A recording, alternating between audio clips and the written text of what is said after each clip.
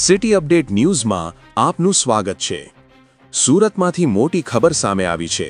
Surat crime બ્રાન્ચે આંતરરાષ્ટ્રીય cyber ફ્રોડના વિશાળ રેકેટનો પર્દાફાશ કર્યો છે। ઓપરેશન મ્યુલ હન્ટ હેઠળ કરવામાં આવેલી આ મોટી કાર્યવાહી દરમિયાન કંબોડિયા અને નેપાળથી ઓપરેટ થતી ગેંગનો ભેદ ઉઘાડવામાં આવ્યો છે। આ ગેંગે 2000 કરોડથી વધુનો સાયબર ફ્રોડ કર્યો હોવાનો મોટો ખુલાસો થયો છે। આંતરરાષ્ટ્રીય સ્તરે ફ્રોડ આચરનાર ગેંગના મુખ્ય સૂત્રધારોની ધરપકડ કરવામાં આવી છે। આ સમગ્ર કાર્યવાહી અંગે વધુ વિગતો સુરત ક્રાઇમ બ્રાન્ચના ડીસીપી ભાવેશ રોજિયા આપશે। આ છે city update news. Sufiyan Mulla જોડાયેલા રહો, કારણ કે હવે શહેર નહીં સમગ્ર દેશ કહેશે। આ છે સિટી અપડેટ ન્યૂઝ।